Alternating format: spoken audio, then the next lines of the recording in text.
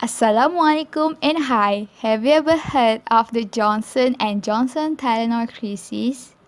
Let's watch this video first. In 1982, I was 8 years old, and my mom had just gotten back from the maternity ward, went to the grocery store and bought Tylenol from the grocery store that was doctor's orders. And the next thing I knew, I just saw my mom go out on a stretcher from my upstairs window, and that was the last that I saw her. Mary Reiner's Tylenol had been inexplicably spiked with poison. 3 people are dead and another is in critical condition tonight. One of the victims took the pills he bought to his home. His brother and sister-in-law were so upset by his death that they went back to the house and took some Tylenol from the same bottle. As the death toll hit 7, the terrifying randomness of the poisonings shocked the nation.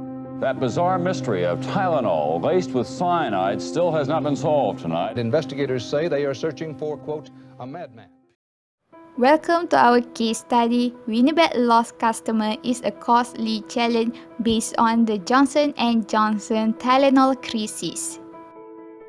This case study prepared by Aimi Nabilah Binti Fadzli, which is me, Adriana Nadhirah Binti Mohamad Rashid, Mohamad Afiq bin Yusri, Nur Sofia Hanim Binti Mohamad Zainuddin, and Nur Erin Nazira Binti Dunia. The content of the presentation are the introduction, answer to the question 1, answer to the question 2, and the conclusion. The first presentation is the introduction case of the Tylenol crisis, which will be explained by Adriana Nadhirah Binti Mohamad Rashid. In October 1982, Johnson & Johnson company secured their history book for their success in handling the major crisis involving their leading painkiller Tylenol that has become the causes of 7 people died in Chicago. It became the worst nightmare for the Johnson & Johnson company, where they become the causes for the death of these people after consuming their cyanide-laced capsule. Johnson & Johnson market share has fallen from 30% to 7% as the consumer has lost confidence toward the product and panic over hearing the news of this incident. After further investigation, it was reported that an unknown suspect has took the Tylenol product from the drugstore shelf and tampered it with deadly potassium cyanide and returned it back. The company take a substantial financial risk when they recall and destroy all of Tylenol product over the following week and remove it from every store around the world, where this incurred 31 million capsule cost 100 million worth of inventory of the company. They take an initiative in improving their packaging with good tamper-proof packaging to provide better protection. This has made the company climb back to 30% of their market share and managed to recover from the crisis. The next presentation is the answer to the first case study question that will be explained by Nur Sofia Hanim Binti Mohamad Zainuddin. If Tylenol crisis happened today, would Johnson & Johnson be able to win back your trust? We will never trust Johnson & Johnson if this incident happened today. It is because 7 people died after taking Tylenol capsules.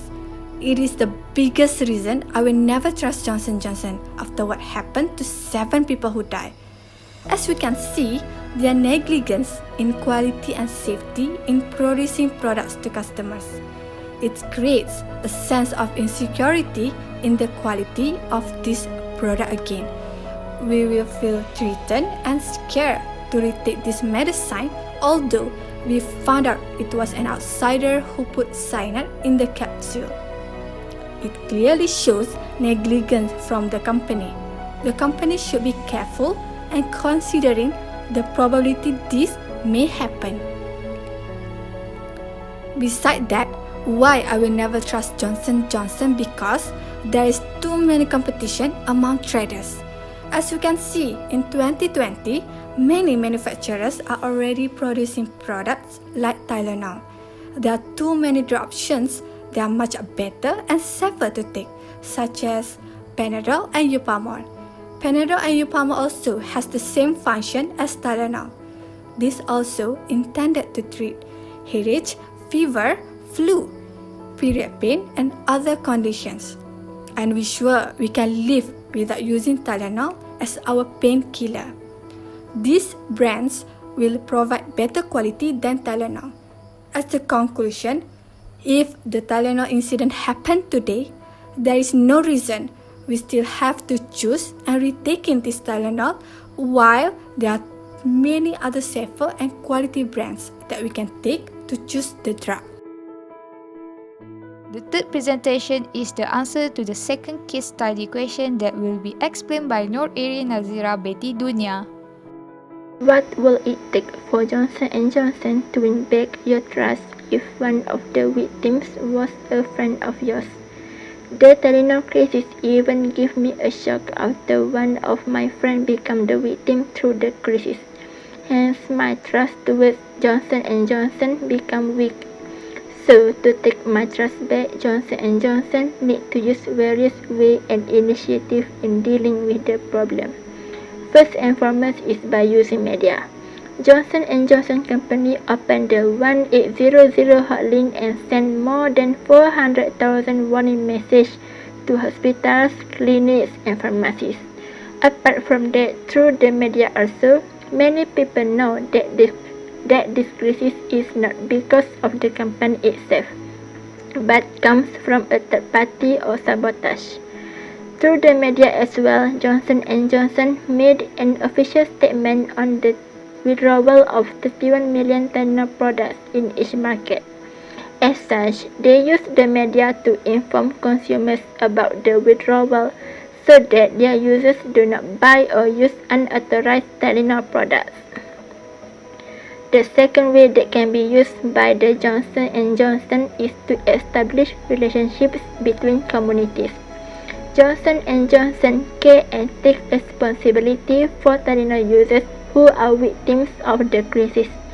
For example, they offer compensation to those involved, such as money, hospital charges, and moral support.